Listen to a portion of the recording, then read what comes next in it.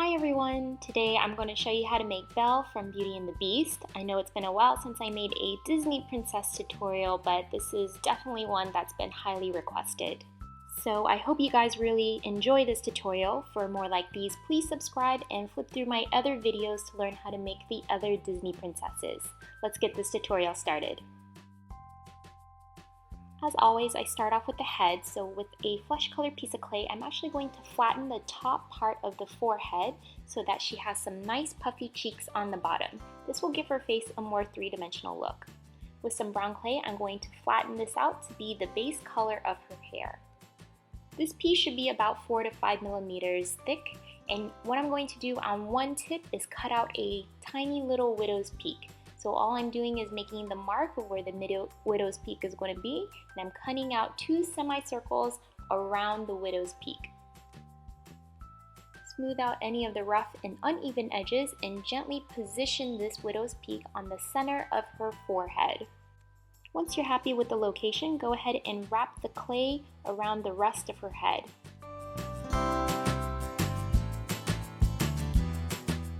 Remove all the excess clay with the blade, and with your fingers or a clay tool, just smooth out any of the rough and uneven edges. It's okay if it's not perfect because we'll fix this later. If you notice on Belle, she actually has hair that wraps around her face to give it some shape. So with some brown clay, I'm going to roll 2 ends that are really nice and tapered, and I'm going to place this on the sides around her widow's peak. It's going to look weird at first, but don't worry, we will also fix this later. Just remove all the excess clay and try to smooth out things as much as you can. Alright, so to hide all the imperfections, I'm just taking a clay tool and I'm going to texture the hair. All you need is anything that can form a straight line, and just place this all over her hair so it simulates the texture of real hair.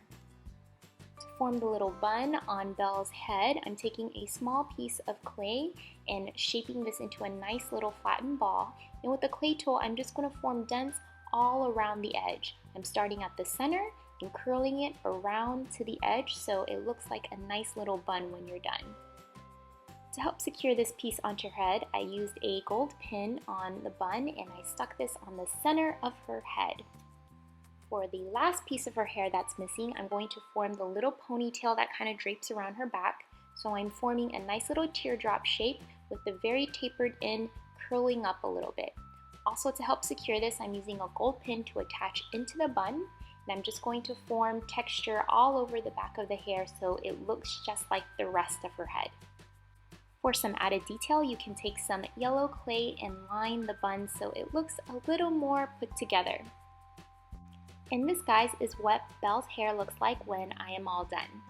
We're going to now move on to her body, and as you know, the part that takes up the most space is her beautiful dress. So with some yellow clay, I'm going to shape this into a cone and cut off a V at the very top where her torso is going to attach to the rest of her dress.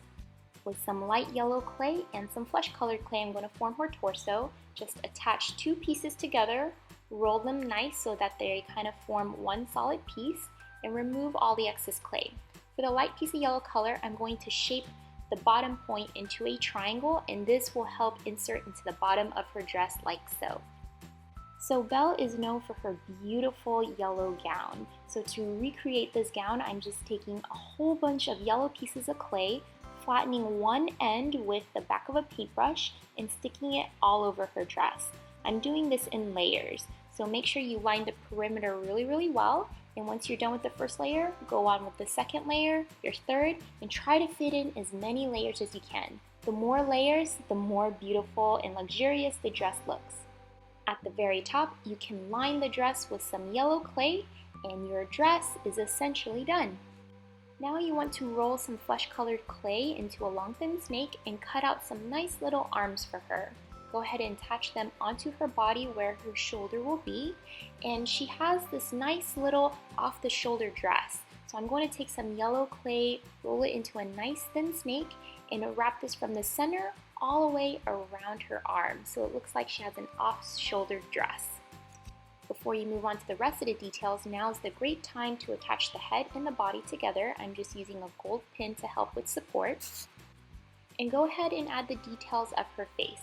I like to give all of my chibis pretty much the same face, which involves really, really large eyes, a little bit of blush around the cheeks. Here I'm using chalk pastels or just really plain chalk. I'm giving her some eyebrows, a nice petite smile, and don't forget to highlight her eyes a little bit with white clay. Your character is all done, but if you like to take it a step further, you can make the red rose that she holds. So I'm taking some green clay, inserting a gold pin to help give it support to form the stem. And for the rose, I'm using a tiny little red piece of clay shaped in a little cone and attaching it to the top. You're going to take a whole bunch of red clay and you're going to flatten this out into a nice little pancake. You're going to make multiple of these to form the itty bitty petals in her rose. All you got to do now is attach each of the petals onto the center piece and just put them in nice little layers so that your rose becomes a beautiful full bloomed red rose. This is what my rose looks like when I'm all done. If you like to give it a leaf, you can. I'm just using the back of an X-Acto knife to help form the details of the leaf. Go ahead and attach the rose to anywhere you want. I'm just having her hand hold the rose on one side, and you can bake your character in the oven. This character took some time for me to make, but I actually really enjoy making it and I liked how she turned out. I hope you guys enjoyed it just as much as I did. For more videos like these, please subscribe and do browse through the other videos to see my other Disney princess tutorials. My Instagram username is FlyingNeo. You can follow me there if you want, and thanks for watching everyone. Bye!